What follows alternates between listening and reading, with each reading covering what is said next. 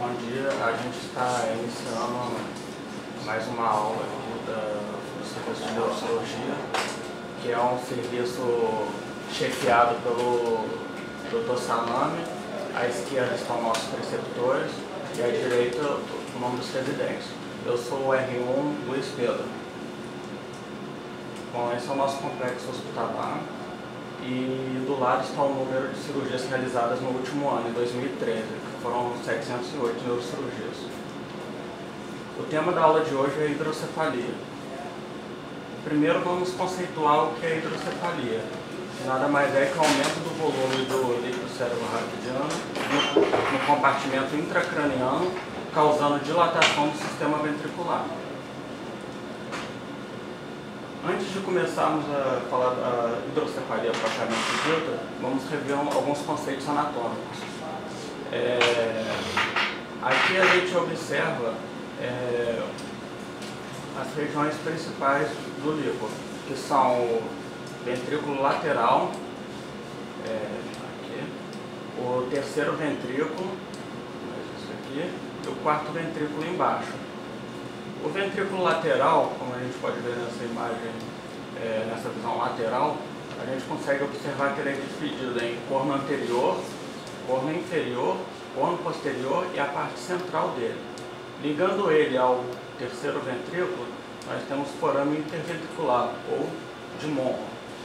Ligando o terceiro e o quarto ventrículo, aqui, a gente tem o aqueduto cerebral, ou de Silvius. Numa outra imagem nós temos mais dois forames principais, que são os de Luschka e Magendie. Luschka faz a drenagem lateral do quarto ventrículo e o Magendie faz a drenagem medial do quarto ventrículo em direção à cisterna, né? para que o líquido progrida para o espaço subaracnoide. Antes de definirmos a classificação, vale lembrar alguns conceitos. O líquor ele é produzido basicamente pelo plexo coroide, localizado, 80% dele produzido pelo ventrículo lateral, principalmente no seu corno inferior e na porção central dele. Os outros 20% restantes são produzidos pelo teto do terceiro e quarto ventrículos. E ele é absorvido pelas granulações aracnoides, que ficam localizadas basicamente no seio sagital superior. Aí, revendo isso, é importante para a gente poder definir quais é a classificação de hidrocefalia. Uma delas é não comunicante ou obstrutiva, em que o bloqueio ocorre proximal às granulações aracnoides. O outro tipo é do tipo comunicante ou não obstrutiva, em que há uma bloqueio à circulação do líquido no nível das granulações aracnoides, ou seja, há um comprometimento da reabsorção do líquido, né? A etiologia. As etiologias principais podem ser divididas do tipo congênita ou adquirida. Congênita nós temos a ligada ao cromossomo X, que não é muito comum, malformações de Chiari tipo 2, que podem ou não estar associadas a mielomeningocele, malformações de Chiari tipo 1, que podem vir associadas a cirromelia, estenose aquedutal primária, gliose aquedutal secundária e malformações de Dandy-Walker, que dentre outras diversas alterações causam você tem a atresia daqueles ductos de Magendie e Luschka. E temos as adquiridas também. O principal delas são as infecciosas, como pós-meningite, principalmente aquelas meningites purulentas, basais, podendo ser por tuberculose também, ou criptococo, cisticercose, além de infecções congênitas, né, como citomegalovírus, toxoplasmose, podem evoluir com hidrocefalia. Nós temos as pós-hemorrágicas também, principalmente as hemorragias subaracnoides e as hemorragias intraventriculares. No caso das intraventriculares, a maioria vai regredir espontaneamente, só que na literatura varia de 20% a 50% dos casos, você pode evoluir com uma hidrocefalia permanente, necessitando uma abordagem. Você pode ter também secundária a massas, que podem ser tanto do tipo não neoplásicas quanto neoplásicas. Nas do tipo não neoplásicas, se destacam-se as formações vasculares, como o aneurisma da veia de Galeno, é um exemplo clássico, e nas neoplásicas, principalmente os mieloblastomas, que podem provocar uma compressão do aqueduto ou, por exemplo, um tumor de hipófise, tumores pituitários. Outra situação que pode estar associada é a situação pós-operatória, principalmente pós-operatórios de tumores de fossa posterior, além de neurosarcoidose e ventriculomegalia constitucional. O quadro clínico. O quadro clínico a gente pode dividir em duas etapas. O quadro clínico das crianças e dos adultos, que são um pouco diferentes. Nas crianças, nós temos o aumento do volume do crânio em taxa superior ao crescimento facial, náuseas e vômitos, irritabilidade, fontanela cheia e protuberante, expansão e congestionamento das veias do couro cabeludo devido ao aumento da pressão intracraniana e inversão do fluxo vascular superficial. O sinal de McEwen, que é o som de panela rachada, a percussão do ventrículo abaulado, uma paralisia do nervo abducente devido ao seu longo trajeto intracraniano, o sinal do sol poente, que se deve à paralisia supranuclear do olhar para cima, reflexos hiperativos, uma respiração irregular com episódios de apneia, além de alargamento de estruturas cranianas. Aqui a gente tem aquele primeiro caso, um crescimento desproporcional do perímetro cefálico, com relação ao resto da face, dando esse aspecto de hidrocefalia. E aqui o sinal do sol poente, para a criança não vai se olhar para baixo pela paralisia supranuclear. O quadro clínico do adulto é um quadro clínico menos exuberante, digamos assim. Ele basicamente vai decorrer do aumento da pressão intracraniana, ou seja, vai ter cefaleia, papiledema, náuseas, vômitos, pode ter o sinal do sol poente também, paralisia do nervo abducente, confusão mental, dificuldade de marcha, também hiperreflexia, até crises convulsivas. Aqui a gente tem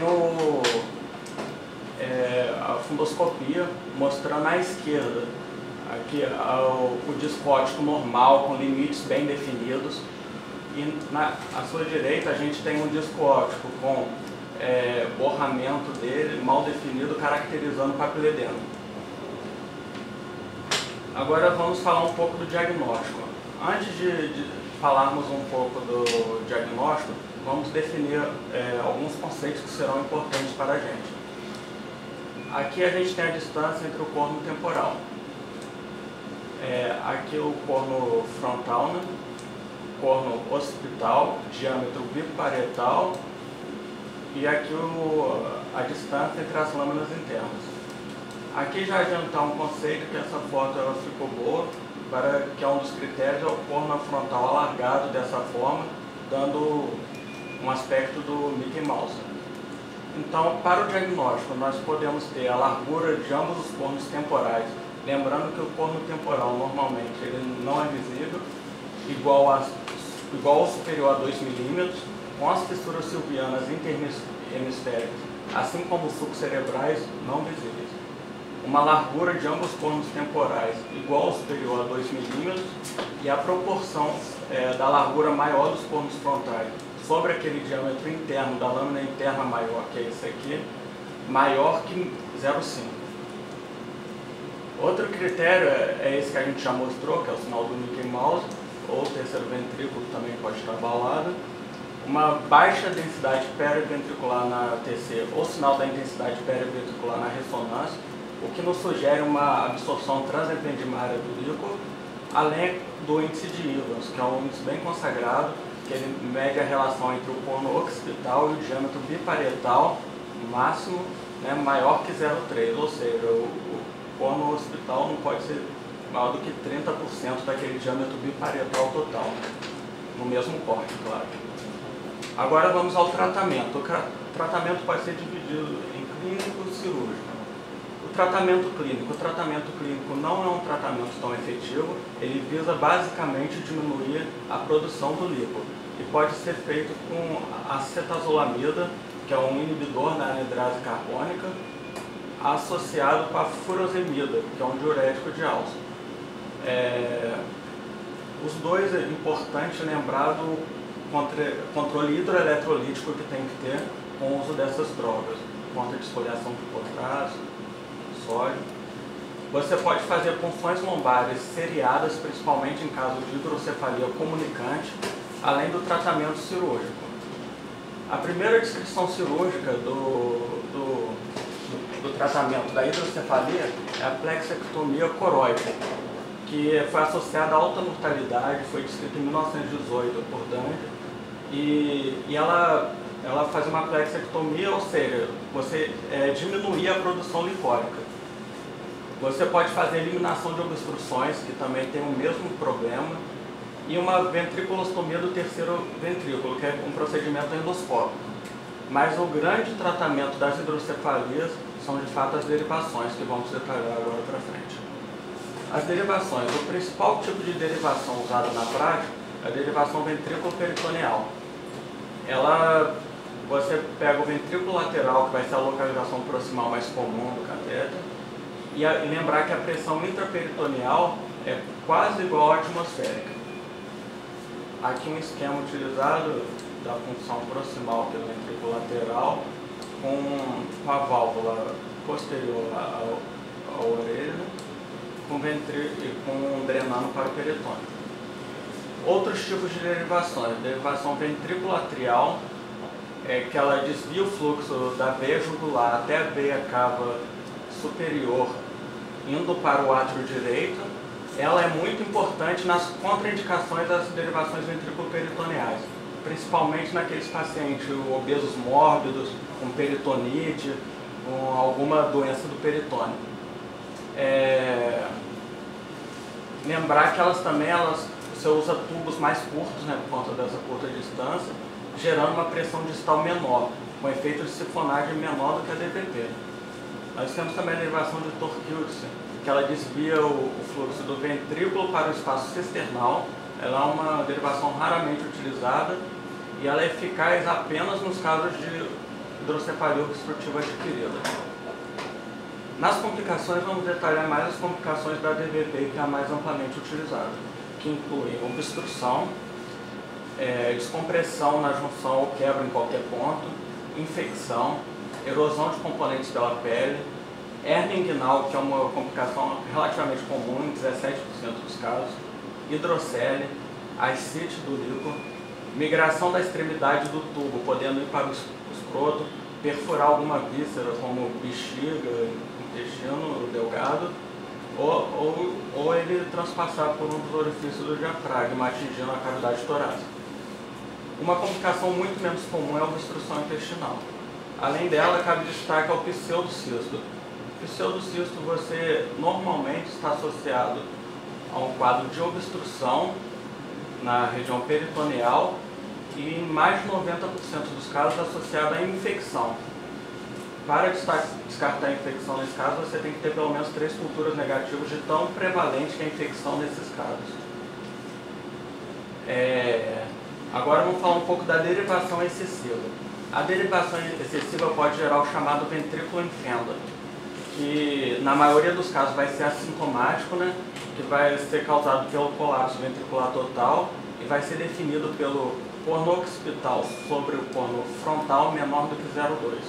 Você pode ter hipotensão intracraniana, que a grande marca dela é a cefaleia postural, hematomas subdurais, que passou a ser mais descrito na era pós-tomografia, né, que pode ocorrer de 4 a 23% dos adultos. Ela decorre do colapso do encéfalo, gerando uma ruptura dessas veias de ligação, crâniosinostose e microcefalia, além da estenose ou oclusão do aqueduto ciliano. Bom, é basicamente isso.